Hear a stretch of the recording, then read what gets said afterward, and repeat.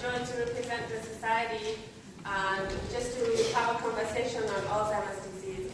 Is my volume okay? Yes. Everyone can hear me? All right, so I do have to say that this is a huge topic, broad topic. No way, no chance that we can cover everything we should in the time that I have. So, but I think conversation is relevant. But I just want to say that it may require additional sessions after today. But what I hope to do today is talk about some of the signs of Alzheimer's disease, some of the signs of dementia, describe what dementia is, what the difference is between dementia and Alzheimer's disease, and as you can see, you all have pictures of the brain. How does your brain function, and what is going on inside your brain and my brain. Hopefully, we will be encouraged to take care of our brain health as much as we take care of our physical health. And I will also explain some of the programs and services available at the Alzheimer's Society of Toronto for people who have diagnoses, for professionals, and for all of us as the community. I do want to say that can we agree? Would you like questions as we go along, or should we keep questions to the end? To the end? Some people are saying to the end, some people are saying as we go along. End. All right, so perhaps you can write down some of the questions as we go along, because it's possible that you lose track of what your questions are. It's a lot of information. We're going to go to school. I also want to say that there are lots of handouts. I brought a huge bag of handouts just so that you can share it with other people who are not here today. And moving forward, I'm hoping that you become an advocate and an educator on Alzheimer's disease. So just my background, I studied gerontology, which is a study of health and aging.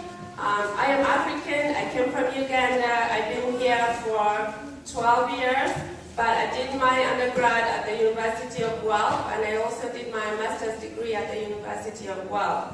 But what brought me to the society was my background in working in nursing homes and also working in hospitals around the city of Guelph. I worked in Etobicoke, and I've been here with the society for the last 5 years. Besides today, I encourage you, if you belong to another group outside of here, it's our hope that everyone gets to understand what Alzheimer's disease is. And I do hope that we will make connections that although we don't have Alzheimer's disease, we have a big responsibility to care for those who may be diagnosed with it. My voice is, I'm losing my voice for some reason, but I want to start with this slide which describes Alzheimer's disease. A lot of people, and a lot of the times that I'm doing presentations, people are asking what is dementia and what is the difference between dementia and Alzheimer's disease. Now, based on the description from the Alzheimer's Society and most of the medical literature, dementia is actually not a disease. Dementia is a term that represents symptoms. So if somebody is telling you, or if you hear from someone that they have been told that they have dementia, what that means is doctors have seen a particular range of symptoms in them. Now, what are the symptoms of dementia? There are at least 4 that doctors look for. And what are the 4?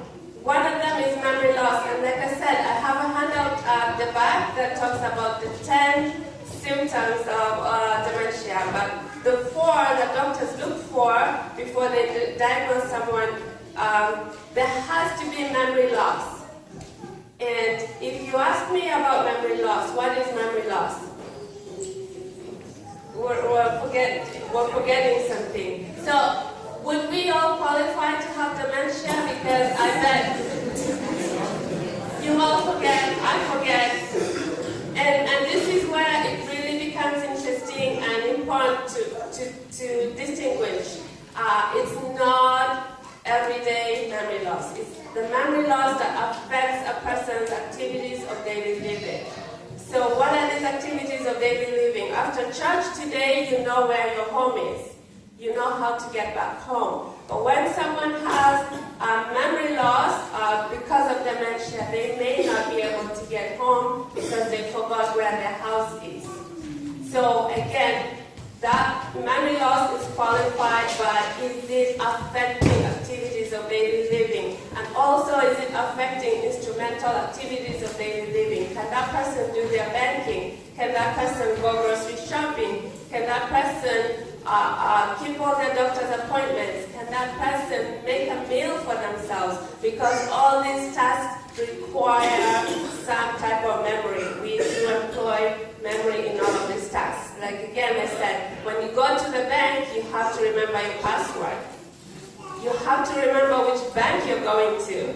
Maybe you just can't go to TD Bank and your finances are with CIBC. So all of these decisions require some type of memory, some type of decision making. So the other side, key one is memory loss. The second one is decision making. So you can see there understanding and judgment that really represent decision making. So again, the decision making is in relation to activities of daily living. Can the person decide what meal they're going to have? And after they've decided what meal they're going to have, is that an appropriate decision? And I'll explain, I think all of this will make sense when I explain the science later. The other symptom is dementia affects coordination. Coordination in the sense that our muscles have a memory as well. And so for some reason, when people have dementia, their movement, their walking, their coordination becomes impacted. And then there is also impact on language. And language, we're referring to a language that someone is very familiar with. It's not a language that's new to the person. And for most of us, we speak a second language. But when people have dementia, it actually affects how they remember words in their language, how they piece together a sentence in the language that they're most familiar with. So back to my description of dementia, again, it's not a disease. But I want to move forward and qualify that there are two categories of dementia. There is a category that can be treated. In other words, someone is having the symptoms I just described because of another illness. So what I mean is, sometimes when people have heart disease, when people have diabetes, when people have thyroid disease, their memory is impacted and their memory declines. Some people sometimes, for some of the women, when they've just had a baby, the memory is not at its best. So what we're trying to say is, do not jump to conclusions and say that someone has dementia because you saw that their memory hasn't been efficient. The key thing we encourage us to do is go to a doctor, because maybe that loss of memory is because of an undiagnosed condition. Because as I said, diabetes could cause memory decline. Heart disease could cause memory decline. Thyroid disease could cause memory decline. But I do want to use one example here. I know we're in church. And here's an example which is listed there. If somebody is drunk, maybe we've seen someone who's been drunk before, and I know it's not us. If someone is drunk, how is their memory? Is it perfect? What about their decision making? Is it perfect? What about their coordination, their movement? Is it perfect? And what about their language? Yeah, so someone who is drunk has all the perfect signs of dementia. However, the difference is, do they stay drunk for the rest of their lives? Do they sustain those symptoms for the rest of their lives? They don't. Those symptoms go away as soon as the alcohol clears. So that's what I'm trying to say. If someone has the symptoms I've been explaining because of another disease condition, if the disease is addressed, if that disease is treated, the symptoms will be resolved. In other words, if someone has memory loss because of heart disease, or diabetes, or thyroid disease, or depression, when they go on medications to treat the depression, heart disease, thyroid disease, they will no longer continue to experience the symptoms that I just described. That is one category. But I'm here to describe the category of dementias without a cure. And those are reversible dementias. We call them dementias, again, as I said, without a cure. So in that category of dementias, in the picture I have up there, I have 5 types.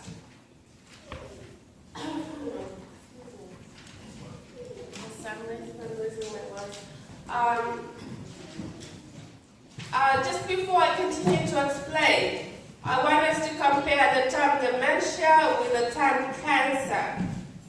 I'm not saying that dementia is cancer, I'm just saying let's compare. If I asked you to name types of cancers that you've heard of or that you know that people that you know have experienced, how many types of cancers would you be listing? So many. Can you just name a few, please?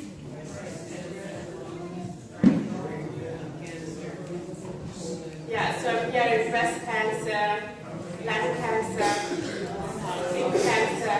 So that list is long.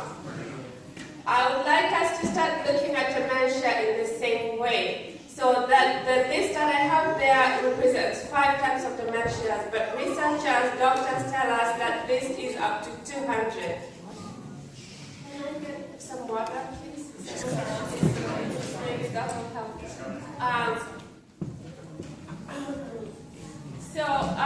With the different types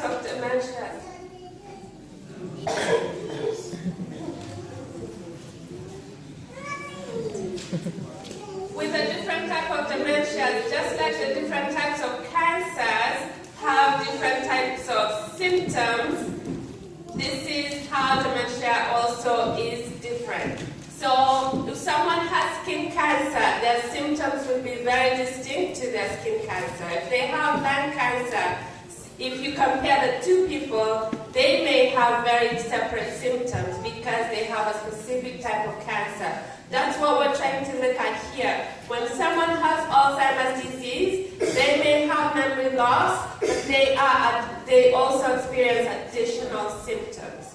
When someone has, thank you so much. When someone has frontotemporal dementia, they will also experience very distinct symptoms. The symptoms that I talked about may be some of the general symptoms, but they will also experience other symptoms. So just I'll explain one at a time. So with Alzheimer's disease, people will experience memory loss, but the key symptom that the families or the people around them would see is the memory loss. There's not a big change in terms of that person's behavior. But when you go into frontotemporal dementia, the key aspect that is most affected is the behavior. So the family, the people around that person would see that this person has become too abrupt, they lost their social graces, they're no longer the person that they used to know.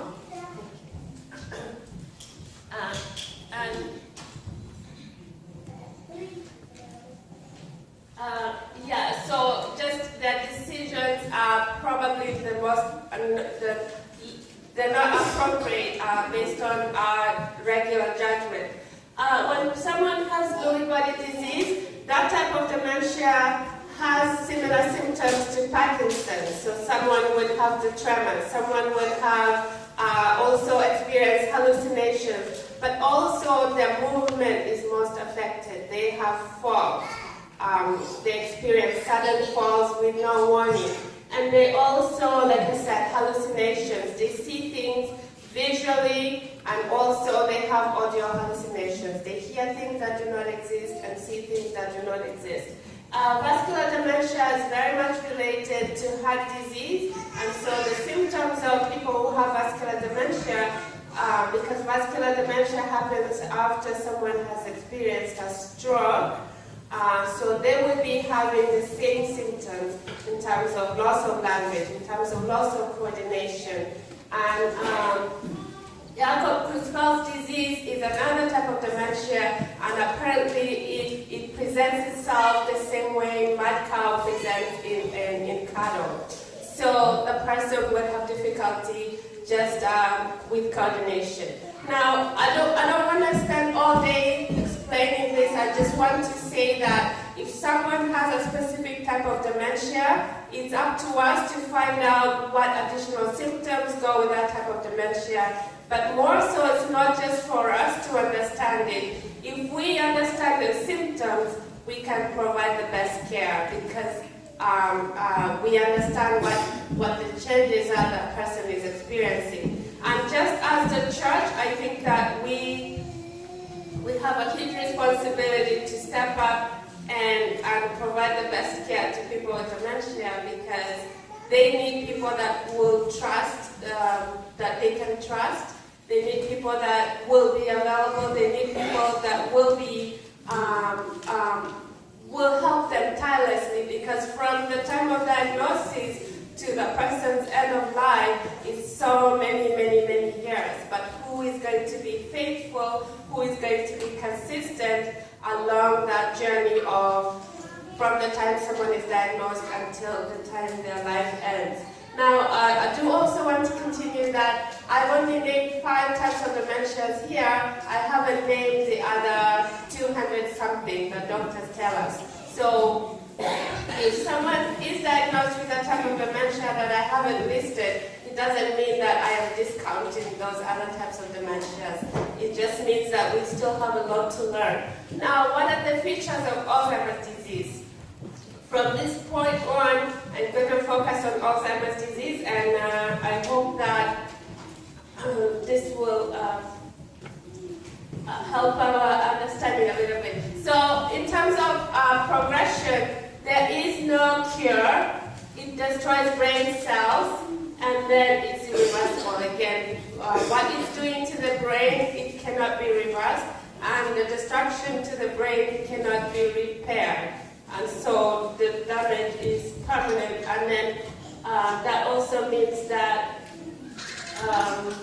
it affects all functions, and we're going to look at that shortly. So these are additional signs. I talked about 4 before, but these are also important for us to know because if we are caring for someone, it might be confusing to us because we have an expectation that when someone has dementia, they'll only have memory loss. But they may experience all these other things as well. So difficulty performing familiar tasks. What do you mean that someone who has Alzheimer's disease is no longer able to eat by themselves, is no longer able to dress themselves, is no longer able to make a meal for themselves? They may look physically okay, but it takes their brain to be able to command the rest of their body to do those tasks. And so people do lose the ability to perform familiar tasks. Problems with language, I talked about that. Disorientation of time and place.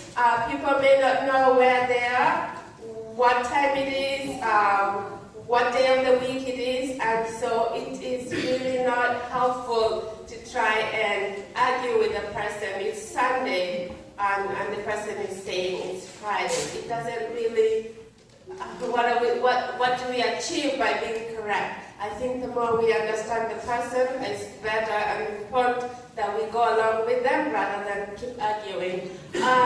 Poor and decreased judgment. Really, you will see that the decisions are more and more inappropriate in our judgment. If we compare what the decisions are to what we expect them to be making decisions on. Problems with abstract thinking. So planning for today, for the future, and so on, it becomes more difficult for them. Misplacing things, you might see shoes in the fridge.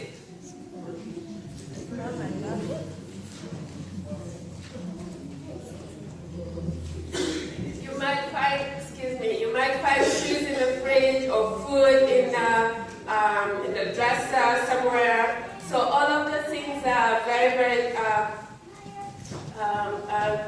characteristic of people who have Alzheimer's disease and other dementias. changes in personality, and then loss of initiative. People with dementia at some point tend to look like they have no emotion, they have no expression, or that they're not responding to what other people are saying to them. In terms of statistics, in Canada currently, 747,000 people have Alzheimer's disease and other dementias. And just in this city alone, we have 46,000 people having Alzheimer's disease and other dementias. You notice that I'm using the word Alzheimer's disease and other dementias because there are a whole range of them. I can't keep listing those. A significant number there is one person over the age of 65 statistically has Alzheimer's disease or other dementias.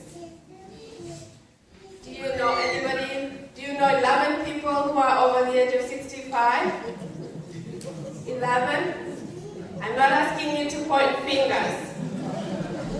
But if you know 11 people, statistically, potentially one of them has Alzheimer's disease.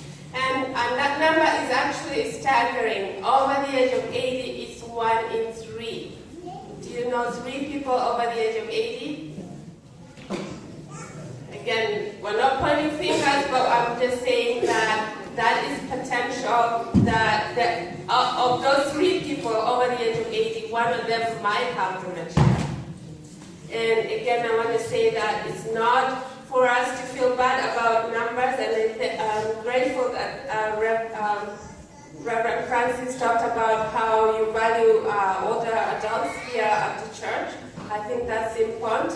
And again, as our body starts to fail, we start to experience different disease conditions. Actually, statistically, they say from the age of 70, a lot of people are living with 3 chronic illnesses or more. So we're seeing more and more people having dementia, more and more people having Alzheimer's disease, and we see them even in the church. But I think, what are we going to do to be a support to them? And I'm grateful that we're here discussing this today. So I'm taking you back to school for a moment. Please pull your brain picture.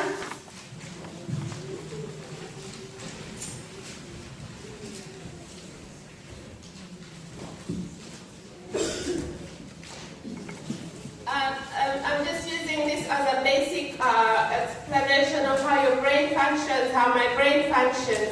And I do want to say that I'm limiting it to my basic understanding. If you spoke to a psychiatrist, if you spoke to a neurologist or a psychologist, they might give you a different explanation of how the brain functions. But I wanted us to look at, can you choose one section?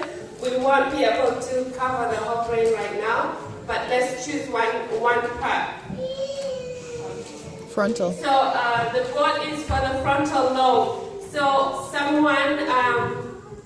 what are the functions of the frontal lobe? We see their consciousness. What does consciousness mean? Awareness. Initiating activity. Judgment, we talked about that, which is decision making. Control of emotional responses. Control of expressive language. Giving meaning to words.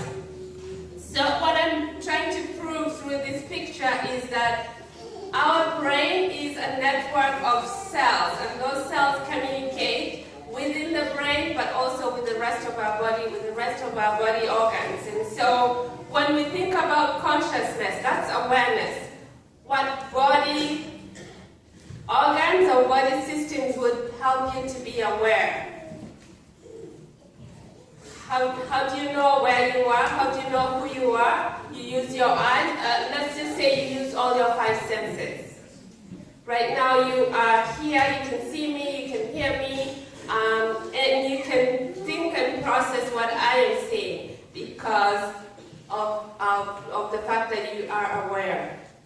Initiating activity, you do that through conversation and some of the decisions that you make daily. Judgment, you make decisions every day. You made a decision to be in church today. You made a decision to be in church today. You made a decision what you would wear when you come to church. You have decisions after you leave church. You have decisions for the rest of the week. And then control of emotional responses. If someone gave you a hug today, you had a response. If someone said good morning, you had a response. In other words, you are responding all day long.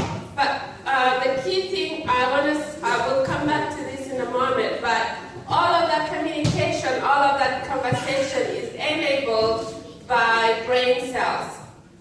And you can see there it says on the left, normal brain cells when they're normal and brain cells when they have Alzheimer's disease. So right now scientists are saying they don't know what causes Alzheimer's disease, but they know that it's causing changes in the brain. And these changes result in impacting all functions. And we'll come back to the brain picture in a moment. But as you can see on the left, on the right, there is this substance called amyloid plaque.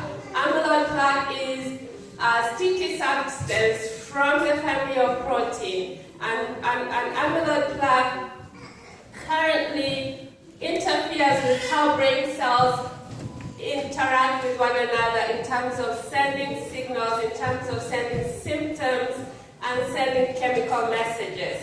I'll explain that in a moment. So if I want to, like I said, I asked for water earlier because for me to drink this water, it's not just my desire to drink water, my hands are involved, my throat is involved in helping me, my mouth is involved in helping me drink the water, but some of that function is, I don't control it, because once I have the water in my mouth, another part of my body controls how it's going to go down into my the rest of my stomach, wherever it will go. So when I say communication, these brain cells are really doing a big job. But what scientists are saying, if there is amyloid plaque in the brain, it interferes these pathways that brain cells use to communicate. When I say pathways, the brain cells connect to one another to send those signals. I like to use the bathroom as the most appropriate example because it makes sense. How do you know you have to go to the washroom? You feel the urge. So let's now appropriate this. So if the brain cell here is communicating to the rest of the cells, that message is not going to walk from the brain to my bowels and bladder. That message is sent through chemical messages. And that chemical message, I will sense that I need to use the washroom. Like I sensed I was thirsty. You will sense you're hungry. You will sense you're tired. You need to sleep. You will sense you are upset. All these things is a reflection of the communication that's going on inside the brain. However, if there is blockage caused by amyloid plaque, this brain cell will not be able to send the message to the next cell, which is how that conversation happens. My brain cells don't leave the brain, but they send signals to the rest of my body, and then the rest of my body completes certain tasks. I want to hold this bottle. My brain cells are speaking to my muscles so that my muscles can grip this bottle. I hold it, I drink it. Conversation continues in my brain cells. But the reverse is true. If there is a lot of damage going on in, like we saw with the frontal lobe, if there is damage happening in the frontal lobe, for example, then that person's awareness will be impacted. It probably won't be as efficient. Their ability to initiate activity will be impacted. Their judgment will be impacted because the brain cells around the frontal lobe are damaged or destroyed because of what's happening internally. But that impact could also be true with damage happening externally. So if someone has gone through a car accident and they crashed their forehead, that damage could be very similar. So they may have the same challenges as someone having Alzheimer's disease. So a lot of people who have acquired brain injuries have similar challenges as people who have Alzheimer's disease, because when we were created, God gave us billions and hundreds of brain cells. And these brain cells keep communicating to enable us to complete a range of functions. So I just want to point out to the brain stem. In your image there, it talks about the brain stem is responsible for involuntary movement. So some of this involuntary movement really refers to some of our organ systems. Like I said, I can tell, I can sense that I need to drink water and I'll hold this cup. But if I can't sense how my body is digesting food, I can't sense how my brain is speaking to my lungs, I cannot sense how my brain is speaking to my heart to determine my heart rate. So all of these complex functions are interrupted when there is when the brain cells are not functioning efficiently. So again, just back to this picture, scientists say that if one brain cell is dying because the amyloid plaque causes interference in how brain cells send those chemical messages, those chemical signals, but it's also the other way around. That's how brain cells receive nutrition. So if there is blockage here, the brain cell cannot receive food because there's a blockage there. So that brain cell will naturally die. So I think that's why research and science has a big link between what we eat and also brain health. There's a huge link between heart health and brain health. And so if we're going to look after our brains, we also have to be mindful about heart health. So I want to spend the next few minutes, this is a picture of our brain when it's healthy, a picture of the brain when there's tissue loss because those cells are dying. And I just used the example of the frontal lobe, but that cell death could be happening all over the brain randomly. The difference, as we said, is there is no cure. Once brain cells have died, they don't come back to life. And science currently says that the brain can grow new cells. However, it takes many years because before the new cells can mature to the point of being able to run the functions as the rest of the normal cells. So you can see, I was just showing you one cell, but it's a forest. It's a network of cell-to-cell communication, and if there is an interruption there, that's what happens. And so that interruption results in a person not being able to do a lot of things. I'm going to spend the rest of my time, I have 10 minutes, but I want to spend the rest of the time explaining